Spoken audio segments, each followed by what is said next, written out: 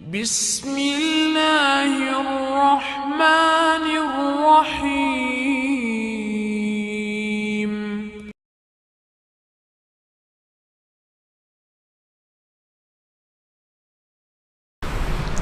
اعوذ باللہ السمیع العلیم من الشیطان الرجیم بسم اللہ الرحمن الرحیم الحمدللہ رب العالمین والصلاة والسلام علی سید الانبیاء والمرسلین واہل بیتہ الطاہرین اما بعد فقد قال اللہ تعالی فی کتابہ المجید وفرقانہ الحمید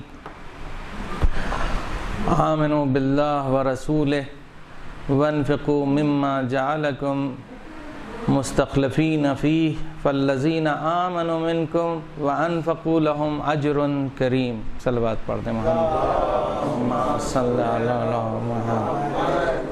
علیہ وسلم۔ سب سے پہلے جیسے ہی میں یہاں پہنچا مرزا خطیب اکبر مرزا محمد اطہر صاحب کے انتقال کی خبر سے کافی متاثر ہوا۔ خدا غریق رحمت کرے، ایک ایسا مدافع اہل بیت ہمارے درمیان سے چلا گیا جس کی زبان کا اثر جس درجہ اپنوں پر تھا اسی درجہ غیروں پر تھا، اور بمبئی کی آزاداری کو اس منزل پر پہنچانے میں اہم کردار اس شخصیت نے نبھایا۔ پچھلے موضوع سے مرتبط ہوتے ہوئے انفاق، خدا کی راہ میں دینا، پروردگار عالم کہہ رہا ہے آمنوا باللہ، خدا کے اوپر اللہ کے اوپر ایمان لاؤ، ورسولہ، اور اس کے رسول پر ایمان لاؤ، وانفقوا مما جعلکم مستخلفین فیہ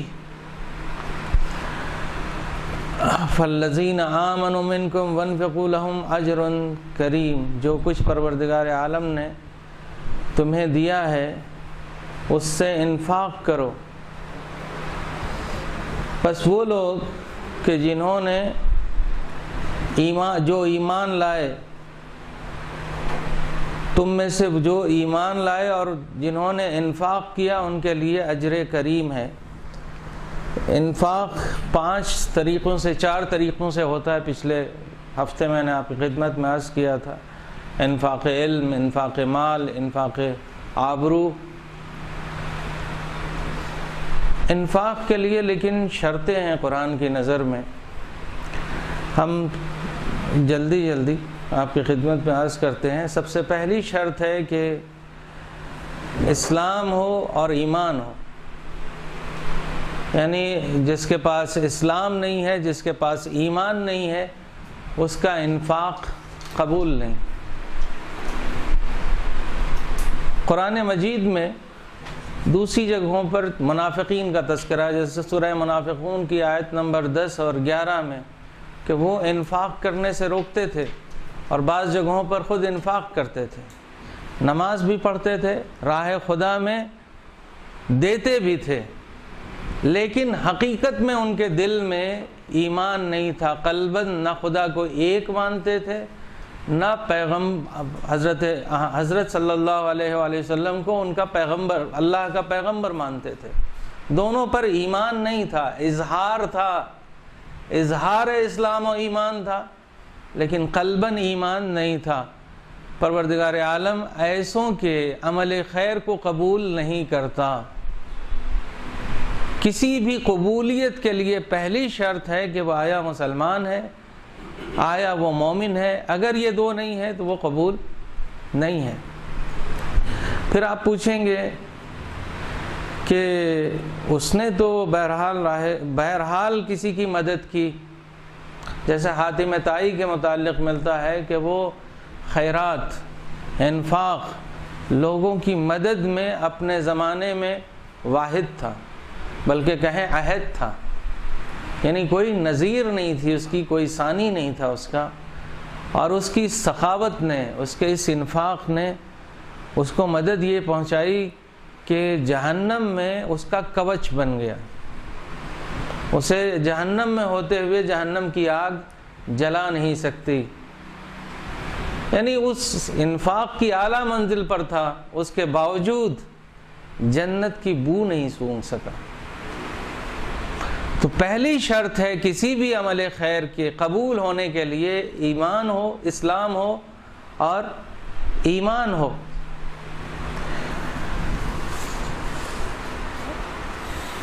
اس کے بعد دوسری جگہ ارشاد ہوتا ہے قل انفقوا طوعا وکرہا لن يتقبل منکم انکم قوما فاسقین۔ یعنی اگر ناک بھاؤں چڑھا کے، سمجھ میں آئی، بے دلی سے، ناخواستہ، نہیں چاہتا ہمارا دل دینے کو لیکن گلے پڑ گیا ہے، ہم ادھر بھاگتے ہیں تو وہ ادھر آتا ہے، ادھر جاتے ہیں تو ادھر آتا ہے، یعنی چھوڑنے والا نہیں ہے۔ بعض اوقات فقراء اس طرح سے پیچھے پڑ جاتے ہیں، اس وقت ہم کچھ نہ کچھ دیتے ہیں، لیکن اگر اس وقت طوعاً اور کرہن ہے، قرآن کی صریح آیت ہے، دو لیکن کراہت کے ساتھ نہیں، بے دلی سے نہیں، ناخواستہ طور پر نہیں، بلکہ دل سے دو، قربت کے ساتھ دو، تب قبول ہوگا۔ پروردگار عالم فاسقین کے عمل کو قبول نہیں کرتا، منافقین کے عمل کو قبول نہیں کرتا، کافرین کے عمل کو قبول نہیں کرتا، مومنین کے عمل کو قبول کرتا ہے۔ اسی طرح سے دوسری شرط ہے قصد قربت اور پرہیز، ریاکاری سے پرہیز، دکھاوے سے پرہیز۔ جب دیں تو خدا کے لیے دیں، اس کی نیت سے دیں، اس کے لیے دیں، نہ کہ جس کو دے رہے ہیں اس کے لیے، خدا کے لیے دیں۔ ہمارے دینے میں صورت یہ ہوتی ہے کہ سامنے والے کو دیکھتے ہیں، اس کے مطابق دیتے ہیں، جبکہ ہمارا لینے والا جو سامنے ہے وہ پروردگار ہے۔ خدا کی نظر، خدا کو نظر میں رکھ کے دیں، نہ کہ جسے دے رہے ہیں اسے نظر میں رکھ کے دیں۔ اگر اسے نظر میں رکھا آپ نے تو اس کی قربت ہے، خدا کو نظر میں رکھا تو خدا کی قربت ہے۔ تو پرہیز از ریا اور قصد قربت، یہ دوسری بنیادی شرط ہے انفاق میں اور قبولیت میں۔ تیسری شرط ہے اس کے اوپر احسان رکھنے سے۔ اس کے بارے میں قرآن مجید کی آیت بھی موجود ہے، میں آپ کو سنا دوں۔ سورہ بقرہ کی آیت نمبر 266، عجیب آیت ہے قرآن مجید۔ اَيَوَدُّ أَحَدُكُمْ أَن تَكُونَ لَهُ جَنَّةٌ مِّن نَخِيلٍ وَأَعْنَابٍ۔ لفظ بلفظ ترجمہ کرتے ہیں، کیا تم میں سے کوئی اس بات کو پسند کرے گا کہ اس کے لیے باغ ہو، لَهُ الْجَنَّةُ یعنی باغ، اس کے لیے باغ ہو، کس چیز کا؟ خرمے کا اور انگور کا۔ تجری من تحتها الانہار، اور اس کے نیچے سے نہریں جاری ہوں، باغ میں سے نہریں بہہ رہی ہوں۔ ومن کل الثمرات، اور اس باغ میں ہر طرح کا پھل ہو، باغ ہے انگور کا اور خرمے کا، لیکن درخت اس کے اندر سارے ہیں۔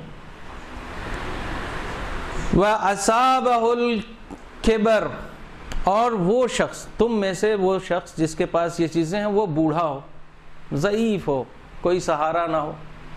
سہارا مطلب اب اس طرح کا باغ تیار کرنے کی اس کے اندر قدرت نہ ہو، ضعیفی کے عالم میں ہو۔ وَلَهُ ذُرِّيَّةٌ ضُعَفَاءُ، اور اس کی آل اولاد ہو جو کمزور ہو، جسے اس باغ کی ضرورت ہو۔ وہ خود بوڑھا ہے، اسے اس باغ کی ضرورت ہے، کبر بوڑھا ہے، اسے اس باغ کی ضرورت ہے، اور اس کی آل اولاد کمزور ہے، اسے اس باغ کی ضرورت ہے۔ یعنی جتنے ہیں اس کے مالک سب کو اس باغ کی ضرورت ہے، لیکن پھر کیا ہو؟ فَأَصَابَهَا إِعْصَارٌ فِيهِ نَارٌ فَاحْتَرَقَتْ، اور اسی وقت ایک ایسی آندھی چلے کہ جس میں آگ بھی شعلہ ور ہو جائے، اور اس کی وجہ سے پورے کا پورا باغ جل کے خاک ہو جائے۔ یہ کوئی روایت نہیں ہے، حدیث نہیں ہے، قرآن مجید کی سورہ بقرہ کی آیت نمبر 266۔ مثال دے رہا ہے پروردگار، ایسا باغ کہ جو انگور اور انار کا ہے، انگور اور خرمے کا ہے، ہر طرح کے پھل اس کے اندر، درخت اس کے اندر موجود ہیں جو ہر طرح کا پھل دیتے ہیں، نہریں اس کے اندر جاری ہیں، جو مالک ہیں دونوں، ایک ضعیف ہے دوسرا کمزور ہے، یعنی دونوں کو اس باغ کی شدید ضرورت ہے، لیکن آندھی چلی اور اس آندھی کے ساتھ آگ شعلہ ور ہوئی اور اس نے پورے باغ کو جلا کے خاکستر کر دیا، راکھ کر دیا۔ کذالک یبین اللہ، یعنی اگر کوئی ریا کرتا ہے، ریا کے ساتھ قصد قربت نہیں ہے، دکھاوے کی نیت سے انفاق کرتا ہے، تو ایسا باغ تیار کرتا ہے کہ جو واقعاً جسے جنت کہا جا سکے، تجری من تحتہا الانہار، نہریں جاری ہیں، ہر طرح کا درخت اور میوہ دینے والا، لیکن اپنے بعد والے عمل سے، انفاق کے ذریعے سے ایسا باغ تیار کرتا ہے، ریاکاری کے ذریعے سے ایسی آندھی چلاتا ہے کہ جو اس پورے باغ کو جلا کے خاکستر کر دیتا ہے۔ تو دو خدا کے لیے، دکھاوے کے لیے نہیں، اس کے لیے نہیں جسے دے رہے ہو، لوگوں کے لیے نہیں بلکہ پروردگار کے لیے۔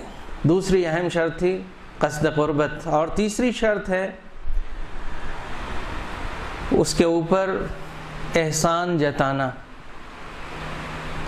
اور اس کے اوپر اسے ایذا پہنچانا۔ دونوں میں فرق ہے۔ لا تبطلوا صدقاتکم بالمن والعزا، من و عزا ان دونوں میں فرق ہے، ایک میں احسان جتانا، دوسرے ایذا پہنچانا۔ کب ہمیں ایذا پہنچتی ہے اور کب ہمیں یہ احساس ہوتا ہے کہ یہ ہمیں احسان جتا رہا ہے اور ہمیں اس کا احسان مند ہونا چاہیے۔ ایک مرتبہ آدمی ہم اور میرا محسن دو ہی ہیں، ہم اور محسن دو ہی ہیں، اور میرا محسن میرے اوپر احسان جتا رہا ہے، کوئی تیسرا نہیں ہے۔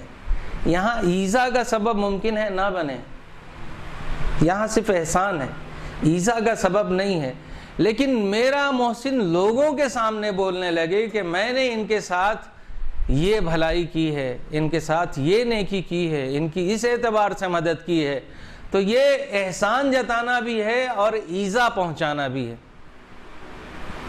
اس سے تمہارے صدقات باطل ہو جاتے ہیں۔ قرآن مجید کہتا ہے یا ایھا الذین آمنوا لا تبطلوا صدقاتکم بالمن والعزا کالذی ينفق ماله رئاء الناس ولا یؤمن باللہ۔ اگر خدا پر ایمان ہوتا تو لوگوں سے کیوں دکھاوا کرتا، لوگوں کے سامنے کیوں دکھاوا کرتا؟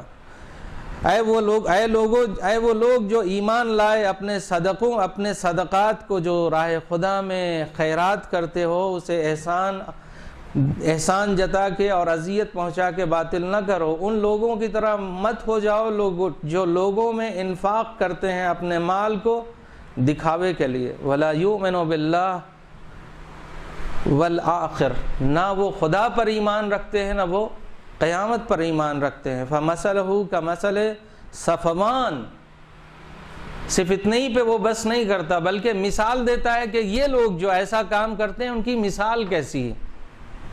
فَمَثَلُهُ كَمَثَلِ صَفْوَانَ عَلَيْهِ تُرَابٌ فَأَصَابَهُ وَابِلٌ فَتَرَكَهُ سَلَدًا لَا يَقْدِرُونَ عَلَيْهِ شَيْئًا مِمَّا كَسَبُوا۔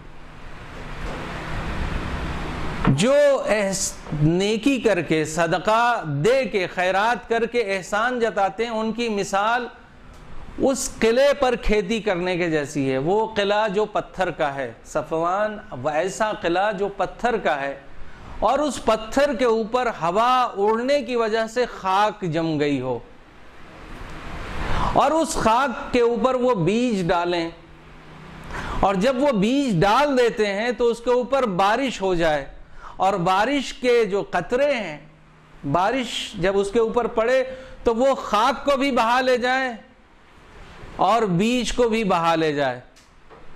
ایسی کھیتی کی جس کا کوئی حاصل نہیں۔ پتھر پر جمی ہوئی خاک پر کھیتی کرنے والا اگر کوئی کسان ہو تو اس سے شروع ہی میں لوگ کہتے ہیں کیا بیوقوفی کر رہے ہو، اس سے یہ تمہارا بیج بھی برباد ہوگا اور تمہاری محنت بھی برباد ہوگی۔ جو خیرات کرتے ہیں، صدقہ دیتے ہیں اور اس کے بعد اسے جتا دیتے ہیں، وہ ایسے ہی کھیتی میں مصروف ہے جس کا کوئی فائدہ نہیں ہے۔ اس کے بعد سورہ بقرہ کی آیت نمبر، یہ جو میں نے پڑھا یہ مثال قلعے کی، سورہ بقرہ آیت نمبر 264، پھر دوسری جگہ پر فرماتا ہے ارشاد آیت نمبر 263 میں، قول معروف و مغفرۃ خیر من صدقۃ یتبعها اذی، بہت اہم ہے۔ ایک صدقہ ہے، ایک میں ہم مال دے رہے ہیں، دولت دے رہے ہیں یا کوئی بھی چیز دے رہے ہیں صاحب طرف کو، سامنے جو ہے ہمارے محتاج ہے، فقیر ہے، لیکن اس کے ساتھ ہم اسے جتا کے 4 جگہ بیان کر کے اس کے سامنے اسے تکلیف پہنچا رہے ہیں۔ پروردگار عالم، یہ روایت نہیں ہے، آیت ہے، پروردگار عالم کہتا ہے ایسے صدقے سے، ایسی خیرات سے کہیں بہتر وہ قول ہے، وہ بات ہے۔ قول معروف، معروف کا یہاں پر 2 طرح سے ترجمہ کیا ہے مفسرین نے، ایسی بات، ایسی نیک بات جس کے اندر وعدہ ہو، نیک وعدہ، نرمی کے ساتھ نیک وعدہ۔ ہم ابھی نہیں دے سکتے، اس کی حاجت کو پورا نہیں کر سکتے، لیکن محبت سے اس سے بات تو کر سکتے ہیں، محبت سے اس سے بات تو کر سکتے ہیں کہ میرے پاس استطاعت نہیں ہے، میں اس وقت نہیں کر سکتا، کسی دوسرے وقت آ جاؤ میں کر دوں گا، اس وقت میری جیب میں پیسے نہیں ہیں، دوسرے وقت فلاں وقت آ جاؤ۔ یہ ہے قول معروف، یعنی دوسرے وقت کا وعدہ نرمی کے ساتھ نقد صدقے سے کہیں بہتر ہے، جس نقد صدقے میں اذیت ہو۔ یہ قرآن کی آیت ہے۔ بعض اوقات جو فقیر ہوتا ہے وہ اس کے اندر غرور اور اکڑ دینے والے سے کہیں زیادہ ہوتی ہے، اس انداز میں طلب کرتا ہے کہ ہماری توہین ہوتی ہے، اس انداز میں مانگتا ہے کہ جیسے وہ دینے والا ہو اور ہم مانگنے والے ہوں۔ ایسی جگہ کے لیے لفظ مغفرت، یعنی اس وقت اگر آپ بردباری سے کام لیتے ہیں، تحمل سے کام لیتے ہیں، تو یہ اس نقد صدقے سے کہیں زیادہ بہتر ہے جس کے بعد میں اذیت ہے۔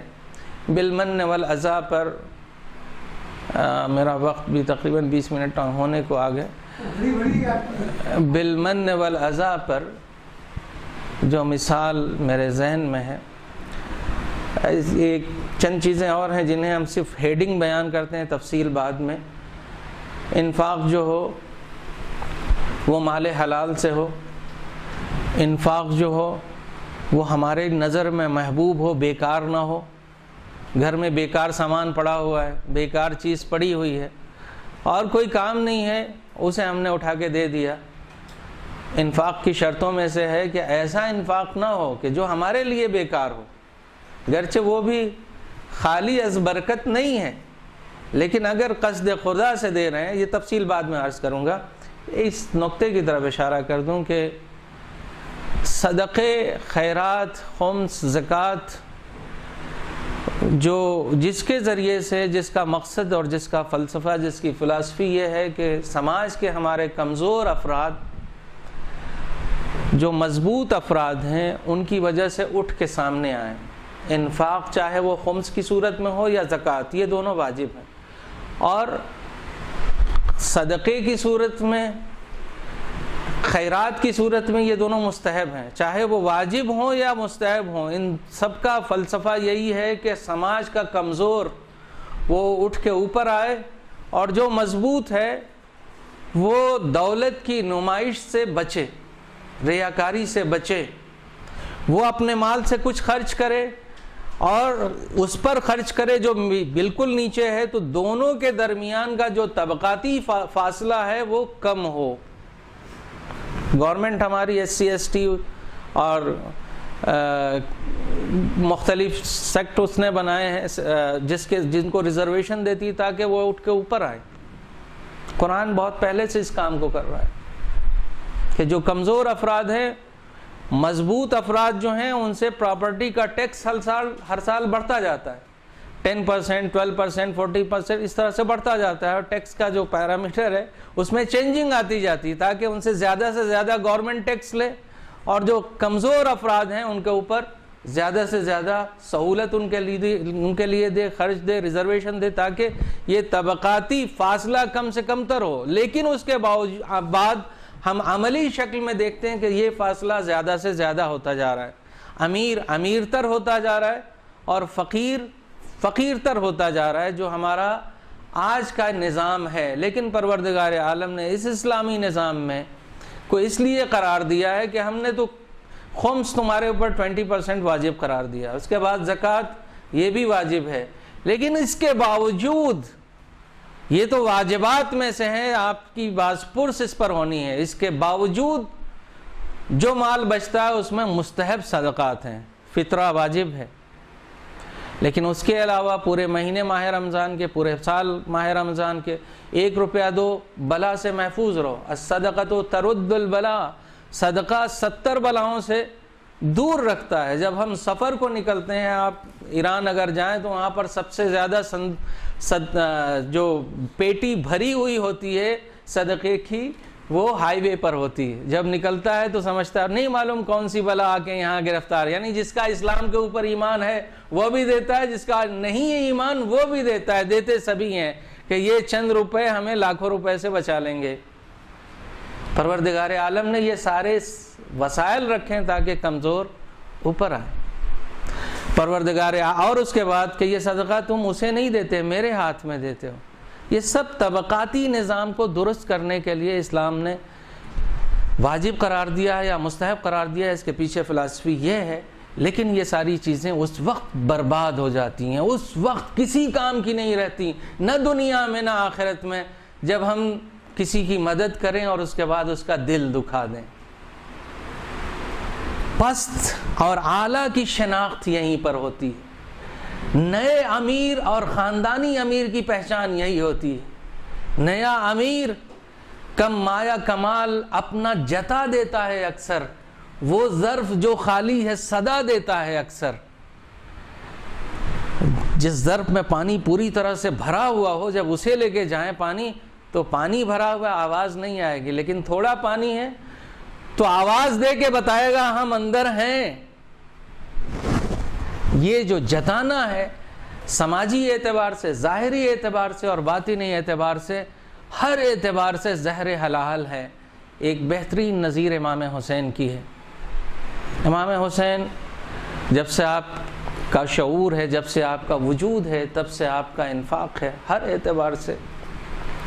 لیکن وہ انفاق جو انہوں نے اپنی حیات کے آخری وقت میں کیا ہے، دوسری محرم کو جب وہ سرزمین کربلا وارد ہوئے ہیں، اس سے پہلے جب حر سے ملاقات ہوئی، اور حر اور اس کا 1000 کا لشکر وہ شدید پیاس میں مبتلا تھا، شدت کی پیاس میں مبتلا تھا۔ امام حسین اگر پانی نہ دیتے تو جناب علی اصغر، پیاس کی شدت کو جناب علی اصغر نے 3 دن تحمل کیا، وہ لشکر 3 دن تحمل نہیں کر سکتا تھا، کچھ دیر کا مہمان تھا۔ کیونکہ ان میں سے بعض کی حالت یہ تھی کہ امام حسین نے دیکھا، اس سے کہا کہ اپنے ناقے کی مہار مجھے دے دے، یا کسی کو کہا کہ اس کے سپرد کر دے، اور مشک کا دہانہ اس کے سامنے پیش کیا گیا۔ اسے مشک نظر نہیں آ رہی تھی کہ مشک ہے کس طرف، مشک کے دہانے کو اس کے منہ میں لے جا کے رکھا، اسے نہیں نظر آ رہا تھا کہ مشک کس طرف ہے۔ ایسا پیاسا کتنی دیر تحمل کرتا، کتنی دیر برداشت کرتا پیاس کو؟ ایسوں کی پیاس بجھائی امام حسین نے، ایسوں کو پانی دیا امام حسین نے۔ حر تو پلٹ آیا امام حسین کی طرف، لیکن وہ 1000 کا لشکر تو مد مقابل تھا، جس کی پیاس امام حسین نے ایسے وقت میں بجھائی تھی۔ ایسے لشکر سے جب جناب علی اصغر کو اپنی آغوش میں لے کے گئے اور جناب علی اصغر کو ان کے مقابل رکھا، تو آپ کی زبان پر یہ جملہ نہیں آیا کہ میں نے تمہیں پانی دے کے تمہاری زندگی بچائی ہے، تم سب کو پانی نہ پلاؤ، اس بچے کو تو پانی پلا سکتے ہو۔ لیکن یہ کیا ہوتا؟ بالمن والعزا، لا تبطلوا صدقاتکم بالمن والعزا، اپنے صدقے کو اذیت پہنچا کے احسان جتا کے باطل نہ کرو، بلکہ امام حسین نے جناب علی اصغر کے لیے جو سوال آپ کیا وہ یہ جملہ تاریخ میں ثبت ہے، اما ترونہ کیف یتلظی عطشا، دیکھو کس طرح سے یہ پیاس سے بحال ہے، جس سے کتے اور سور جس پانی سے سیراب ہو رہے ہیں، آل رسول کا یہ ششماہا اگر ایک قطرہ پی لے گا تو کیا بگڑ جائے گا؟ یعنی اہل بیت وہ ہیں، ہم اس کے ماننے والے ہیں کہ جو اپنی زندگی کے آخری مرحلے میں ہیں، اپنے شیرخوار کے لیے بھی جب سوال کرتے ہیں، حالانکہ یہ سوال بھی معلوم تھا کہ اس کا جواب کیا ہوگا، آزاد منش انسانوں کے لیے یہ سوال تھا کہ دیکھو ہمارا مقابل کون تھا۔ اگر تم ہم سے کہتے ہو کہ مجھے چاہیے تھا ان کی بیعت کر لینا، امام حسن کی طرح سے صلح کر لینا، امام حسن نے صلح نہیں کی تھی، ان کے مد مقابل نے صلح کی تھی، ہم ان سے صلح کر لیتے جن کے پاس انسانیت کی ذرا بھی بو اور خو نہیں ہے، ان کا بیک گراؤنڈ دیکھو، ان کو زندگی میں نے بخشی ہے۔ 1000 آدمیوں کا مجمع معمولی مجمع نہیں ہوتا، اگر یہ 1000 آدمیوں کے امام حسین پانی نہ پلاتے اور وہ پانی آپ کے پاس محفوظ رکھتا تو یہ محاصرہ 10 محرم نہیں بلکہ محرم کے آخر تک بھی محاصرہ کرتے تو امام حسین کے پاس پانی محفوظ رہتا۔ اپنی حیات راہ خدا میں انفاق کر دی، اور پھر اس کے جواب میں جب یہ یطعمون الطعام علی حبہ مسکینا و یتیما و اسیرا، اس میں معلوم ہے کہ کل کوئی کسی دشمن نے ہمارا محاصرہ نہیں کر رکھا ہے، کل روزہ رکھیں گے، کل کا رزق پروردگار دے گا، لیکن یہاں معلوم ہے کہ یہ پانی گیا تو کل کیا ہونے والا ہے، لیکن وہ پانی بھی دے دیا، اور اس کے مقابل میں جب پانی طلب کیا تو اس کا احسان نہیں جتایا، اپنی ضرورت پیش کی لیکن اس کی ضرورت کو پورا کیا ہم نے، اسے یاد نہیں دلایا۔ ذکر ہو رہا تھا جب ہم راہ خدا میں کچھ دینا چاہتے ہیں تو سب سے پہلے شیطان ہمارا مانے ہوتا، راہ خدا میں رکاوٹ بنتا ہے، شیطان وہ نہیں صدقہ دینے دیتا، وہ نہیں کار خیر انجام دینے دیتا۔ سنا اور کہا کہ سنا مسجد میں خطیب سے، اس کے بعد وہ گیا گھر، سوچا کہ چلیں گے خیرات کریں گے، گھر آیا، گھر کے اندر دیکھا گیہوں ہے، اور وہی گیہوں لے کے سوچا کہ رائے خدا میں دیں۔ بیوی سب سے پہلے آڑے آئی اور بیوی نے کہا کہ یہ کیا کر رہے ہو تم، اگر یہ دے دو گے رائے خدا میں تو ہمارے بچے کیا کھائیں گے؟ لے کے چلا، تھیلی پکڑ لی شیطان نے، یہ لے کے جاؤ گے تو رائے خدا میں دے دو گے تو بچے کیا کھائیں گے؟ آخر میں غصے میں تھیلی چھوڑی، گھر سے باہر آیا، خطیب ملے، پوچھا کیا ہوا، تم نے کچھ صدقہ دیا رائے خدا میں؟ راستے میں کہیں شیطان تو نہیں ملا؟ کہا شیطان نہیں ملا، شیطان کی اماں ضرور ملی تھی۔ شیطان تو نہیں دیکھا، شیطان کی اماں کو ضرور میں نے دیکھا ہے۔ تو راہ خدا میں انفاق اور اس کے اوپر انفاق صدقہ دینے کے بعد اسے تحمل کرنا، اس راز کو اپنے اور اپنے پروردگار کے بیچ میں رکھنا صدقہ دینے سے بڑا کام ہے، کیونکہ شیطان اکساتا ہے، اچھا ہم اس کو صدقہ دینے میں تو نہیں روک سکے، اب اس کے دیے ہوئے صدقے کو باطل کر دے تو ڈبل نقصان ہوگا، صدقہ بھی گیا، مال بھی گیا، فائدہ بھی نہیں کچھ ہوگا، تو ورغلاتا ہے کہ اسے جتاؤ، اس سے بیان نہیں کر سکے تو اس سے بیان کرو، تیز آواز میں نہیں کر سکے تو منہ کے اوپر ہاتھ رکھ کے اس کے کان میں بیان کرو۔ بعض لوگ اس طرح بیان کرتے ہیں، دوسرا نہ سنا رہے، جس کو سنا رہے ہو وہ تو سن رہا ہے۔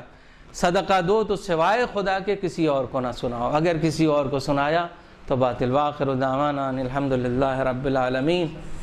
ایک مرتبہ سورہ فاتحہ اور مرحوم مرزا محمد اطہر صاحب کے لیے ایصال ثواب کرتا ہوں۔